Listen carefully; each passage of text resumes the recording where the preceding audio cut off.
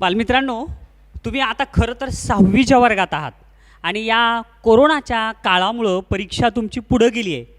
म्हणजे तुम्ही 6वीच्या वर्गात आहात आणि 5वीची स्कॉलरशिपची परीक्षा देत आहात. म्हणजे किती सोपा अभ्यासक्रम आहे तुमच्यासाठी. मग असा सोपा अभ्यासक्रम तर्कसंगती व अनुमान या 5वी स्कॉलरशिपमधील बुद्धिमत्तामधील भाग आपण पाहत आहोत. त्याच्यातला आकृत्या मोजणे म्हणजे तुमच्या आवडीचा भाग. चला पाहूया स्वाध्याय 4.4 त्याच्यातला प्रश्न 9वा. ह्याच्या अगोदरच्या भागामध्ये प्रश्न 8 पाहिलेले आहेत. 9वा प्रश्न बघूया. फार सोपा आहे ते सुद्धा. काय दिले? लगतच्या आकृतीत अनुक्रमे किती त्रिकोण व चौकोन आहेत असं विचारले. मग आता आपल्याला काय करायचं आहे? त्रिकोण आणि चौकोन हे शोधून काढायचे आहेत. काढा बरं, तुम्हाला येत आहे का बघूया पहिल्यांदा. आला? ठीक आहे, मी सांगतो तुम्हाला. आता त्रिकोण मोजायचे आहेत आपल्याला. मग आता पहिल्यांदा आपल्याला काय सांगितलं त्याने? अनुक्रमे म्हणले बरं का. अनुक्रमे किती त्रिकोण व चौकोन. म्हणजे पहिला जो अंक आहे तो त्रिकोणाचा आहे आणि नंतरचा जो आहे तो चौकोनाचा आहे. मग त्रिकोण मोजूया. हे बघा, हा आकृती किती आहेत? A B C D E आणि एफ. ह्या सगळ्या आकृत्या त्रिकोणाच्याच आहेत. म्हणजे हे त्रिकोण किती झाले सध्या? 1 2 3 4 5 6. हे 6 त्रिकोण झाले. आता एकेका आकृतीचे 6 त्रिकोण झाले. 2-2 आकृत्याचे त्रिकोण काही होतील का? होतंय की रे. हे बघा, बी आणि सी ह्या 2 आकृत्या जोडल्या तर असा असा आणि असा हा एक त्रिकोण तयार झाला. जसं बी सी झाला तसंच पलीकडं डी ई पण होईल. असा असा आणि असा. हे बघा, हे डी ई. आणि अगदी तसंच सी ई सुद्धा होईल. अशी एक बाजू, अशी एक बाजू आणि अशी एक बाजू. आणि त्याचप्रमाणे वरचं बी डी हा सुद्धा एक त्रिकोणच तयार होईल. म्हणजे एका आकृतीचे 6 त्रिकोण, 2-2 आकृत्या जोडून त्याचे 4 त्रिकोण तयार झाले. बरोबर आहे. आता 3 आकृत्याचे काही त्रिकोण तयार होतील का पाहूया. अरे होतंय की. सी ई एफ असा एक त्रिकोण, एक बाजू अशी, एक बाजू अशी, एक बाजू अशी. C E F. मग चार आकृत्या जोडून काही त्रिकोण तयार होईल का? नाही. म्हणजे आता त्रिकोण संपले. म्हणजे त्रिकोण एकूण किती झाले? 6 आणि 4 10 आणि 1 11. 11 त्रिकोण झाले. आणि 11 त्रिकोण पर्यायामध्ये कुठं दिलेलं आहे? पर्याय क्रमांक 3 मध्ये. म्हणजे तुम्ही डोळे झाकून पर्याय क्रमांक 3 हे लिहू शकतात. ओके, कारण इथं कुठंच 11 नाही आहे. बरोबर आहे. तुम्ही वेळेची बचत करू शकतात. आता तुम्हाला अजून समजावं म्हणून आपण चौकोनाची संख्या सुद्धा मोजूया. ती किती यायला पाहिजे? 7च. पहा बरं, एक आकृतीचे तर चौकोन नाहीच आहे. 2-2 आकृत्याचे. हे बघा, ए बी हा एक चौकोन, असा असा असा असा. त्याच्यानंतर ई एफ हा एक चौकोन, असा असा असा आणि असा. हे बघा, ई एफ झाला. 2-2 आकृत्याचे झाल्यानंतर आणखीन 2 आकृत्याचे कुठं होतील का? नाही होणार. आता 3 आकृत्याचा कोणता आहे का? हे बघा रे, ए बी सी असा एक, अशी एक बाजू, अशी एक बाजू ना अशी एक बाजू. ए बी सी एक चौकोन तयार झाला. अगदी तसं पलीकडं डी ई एफ ही एक बाजू, ही एक बाजू, ही एक बाजू, ही एक बाजू. डी ई एफ एक तयार झाली. त्याच्यानंतर आणखीन कोणती चौकोनाची आकृती तयार होईल का? A B D. हे बघा, ह्या आकृत्या जोडून अशी एक बाजू, अशी एक बाजू, अशी एक बाजू, ही चौथी बाजू. A B D. त्याच्यानंतर आणखीन कोणती चौकोन आकृती तयार होईल का? 3 बिंदूपासूनची, आणखीन 3 बिंदूंची. ओके, आता 4 बिंदूपासून होईल का? 3 बिंदूपासूनचे तर संपले. 4 बिंदूपासून, 4 आकृत्यांपासून जोडणारे 4 आकृत्या. हा बघा, हे 1 2 3 4 जर जोडलं तर ही एक बाजू, ही दुसरी बाजू, तिसरी बाजू आणि चौथी बाजू. म्हणजेच काय? बी डी सी ई. आणखीन एक 4 आकृत्यांचा होईल का कोणता एक चौकोन? नाही होणार. 5 आकृत्याचा हाच मोठा चौकोन. ही एक बाजू, ही एक बाजू, ही एक बाजू, ही एक बाजू. म्हणजे काय झालं? B D C E F. Okay, म्हणजे आता हे चौकोन किती झाले? हे एक चौकोन, 2 आकृत्याचे 2, 3 आकृत्याचे 3, 4 आकृत्याचा 1 आणि 5 आकृत्याचा 1. म्हणजे 3 आणि 2 5 आणि 1 6 आणि 1 7. आलं?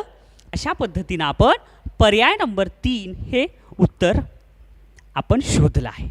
कळालं असेल अशी मला आशा आहे. पाहूया पुढचा प्रश्न. चला विद्यार्थी मित्रांनो, पुढचा प्रश्न पाहूया. अरे हा तर प्रश्न परीक्षेत आला आहे आणि बघा काही काही प्रश्न असे असतात की त्याच्यामुळं तुमची लॉटरीच लागती. कशी लॉटरी लागती हे मी तुम्हाला सांगतो. काय म्हणले 10व्या प्रश्नात दिलेल्या आकृतीतील त्रिकोण व चौकोन यांची अनुक्रमे संख्या अनुक्रमे विचारली बरं का. त्रिकोण आणि चौकोन, अगोदर त्रिकोण आणि नंतर चौकोन, अनुक्रमे संख्या किती. मग आता बघूया. आता नेहमीप्रमाणे A B C D E म्हणजे एक एक आकृतीचे त्रिकोण किती झाले रे. 1 2 3 4 5 हे 5 त्रिकोण झाले. 2 2 आकृतीचे कोणते तयार होतील. हे बघा ए बी ह्या 2 आकृतीचा एक त्रिकोण आणि ई डी हे बघा असा असा आणि असा त्याचा एक त्रिकोण. 2 आकृतीचा एक त्रिकोण तयार झाला. त्याच्यानंतर आणखीन कोणता त्रिकोण होईल का तयार. 3 आकृतीचा कोणता त्रिकोण तयार होईल. 5 6 7 2 आकृतीचे आणखीन काही त्रिकोण तयार होतील का.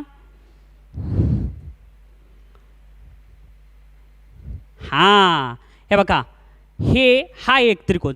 आता 2 आकृतीचे तेवढेच आहेत. 3 आकृतीचा असा एक त्रिकोण, असा एक आणि असा एक ए बी सी. हे बघा ए बी सी एक झाला आणि इकडे जसा मोठा त्रिकोण झाला आहे तसा तिकडंच ई डी सी.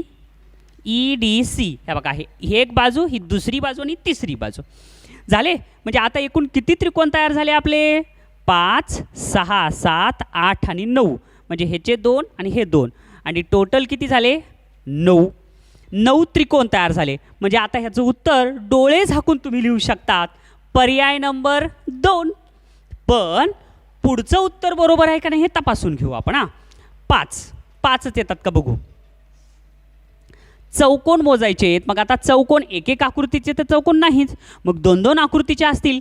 हे बघा बी सी ही बी आणि सी आकृती जोडली तर एक चौकोन तयार होतो. एक बाजू, ही दुसरी बाजू, तिसरी बाजू, चौथी बाजू. त्याच्यानंतर डी सी ही एक चौकोन तयार झाला. असा असा असा आणि असा. त्याच्यानंतर काय तयार होईल आणखीन चौकोन. बघा कोणता चौकोन तयार होईल गडे.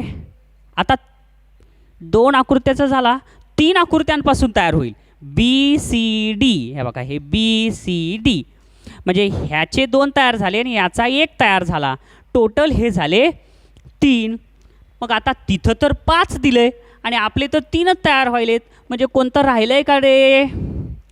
कोणतं येईल का. हे हे हे ते कोणतं मोठाच व्हायला आहे. हे मोठाच व्हायला आहे म्हणजे येणारच नाही. म्हणूनच मी तुम्हाला म्हणलो होतो लॉटरी लागती. काही काही प्रश्न असे असतात की तुम्हाला ती लॉटरीच लागती. हा प्रश्नच मुळात चुकला होता म्हणून या प्रश्नाचे मार्क सर्व विद्यार्थ्यांना मिळाले.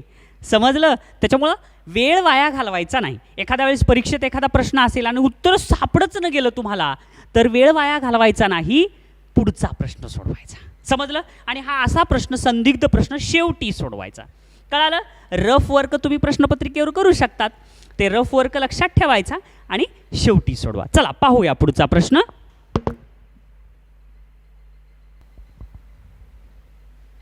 मुलांनो हा प्रश्न तर आपण पूर्वी सोडवल्यासारखाच आहे. पहा बरं पुस्तकामध्ये काय सांगितलंय.